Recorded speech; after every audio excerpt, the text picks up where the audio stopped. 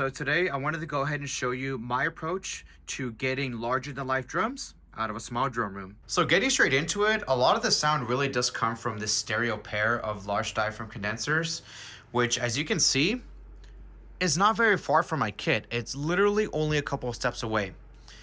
And just having them in here, as you can probably tell from my voice, allows them to pick up a lot of the reflections, ambience, and energy. That is my goal for these microphones. I don't need any more of attack or punch. That's what the close mics are for.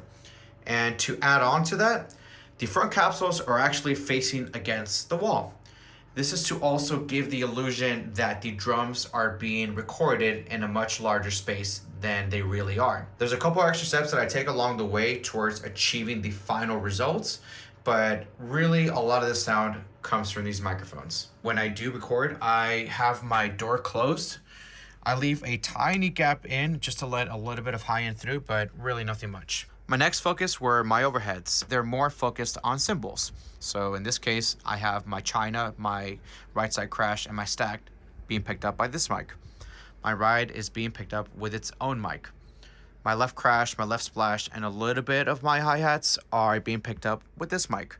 But again, like my ride, I have a separate microphone for that.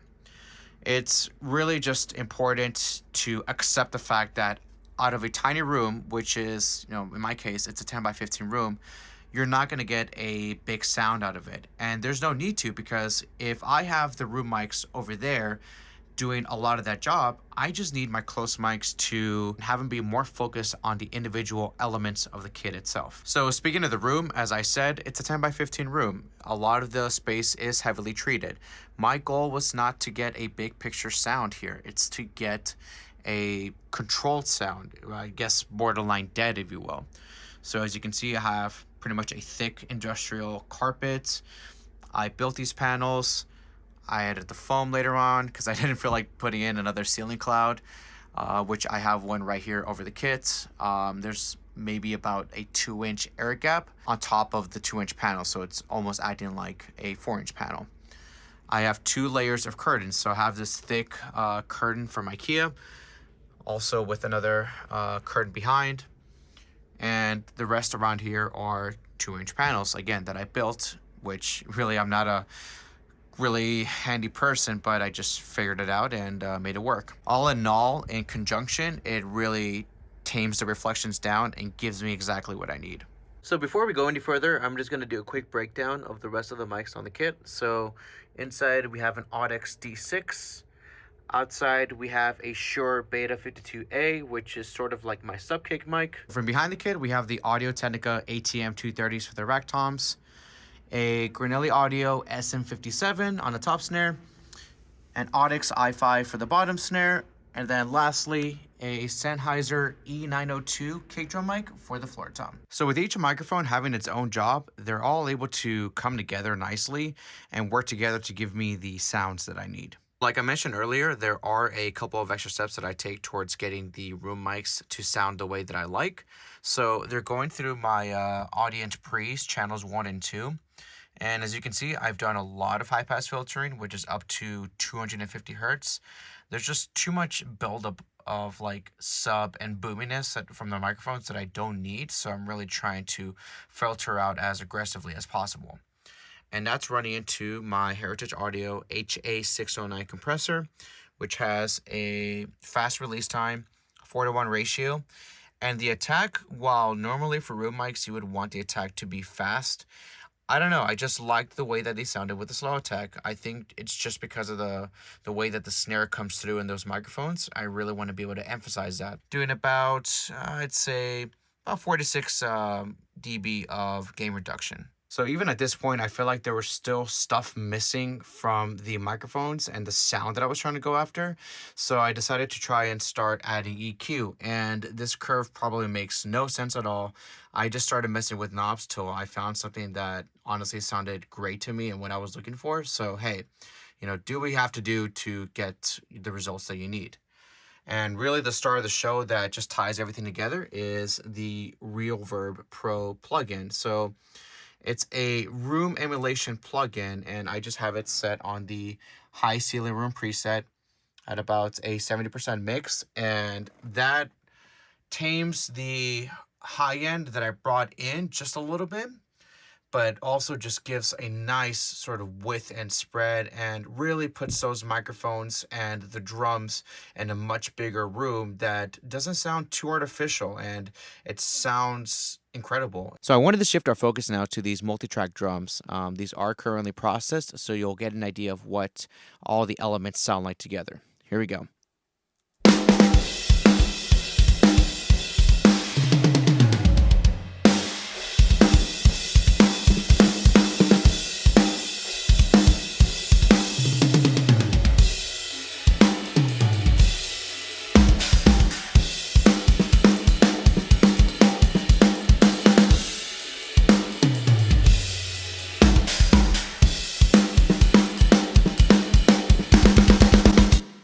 So as you can hear, they don't sound like drums that were recorded in a tiny room. They sound larger than life. They have a lot of ambience and energy. And I'd say they can probably compete with drums that were recorded in a much larger and much more professional facility. Without the room mics, the drums will sound fine. They will still sound clear and punchy, but I don't know. There's sort of like this space that's missing from them. So let me go ahead and show you right now what that sounds like.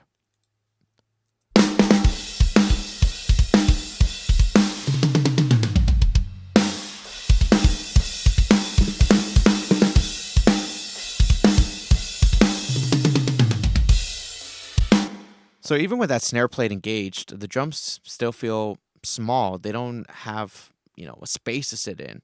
You have to put yourself in a place where if you were to listen to drums from afar, are they going to sound small or are they going to sound big? You're going to want to capture that ambience from it, because that's what's really going to help glue everything together and hold the drums together so that they don't fall apart. As far as processing on the rooms, I have a little bit of filtering, some more compression via the 1176, and just a tiny bit of EQ. But that's it. A lot of the room sound is already there on the way in. So let me just show you that right now with no processing.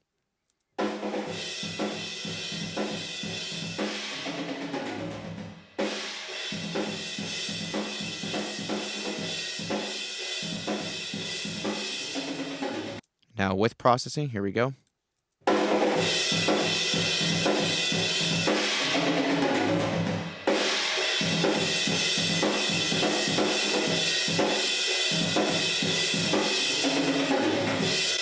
So it's just more of what it is, and that's the nice thing about it, is that I didn't have to do a lot after the fact. I got the sound that I needed right from the source. And so really at the end of the day, you just have to be willing to do whatever it takes to get the sounds that you need. Be creative and think outside the box, and just start doing things that are unconventional and that may sound weird, but that could likely give you the results that you want. If you don't step outside of the box, sometimes you can be limiting yourself. So you have to be willing to experiment and try out new things for a long time. For me, it took hours upon hours to figure this out, and just understand that if it sounds good and whatever moves you make get you to the final results, then great, then that's all that matters. So let me finish off by saying that you do not need the highest end gear to make all of this possible. You can use whatever you have and make the most out of it, because with the right creativity and mindset behind it, it's going to help bring your drums to life and help you think differently with how you approach drum recording. But nonetheless, if you guys have any questions or any thoughts you'd like to share, please let me know and I'd be happy to respond.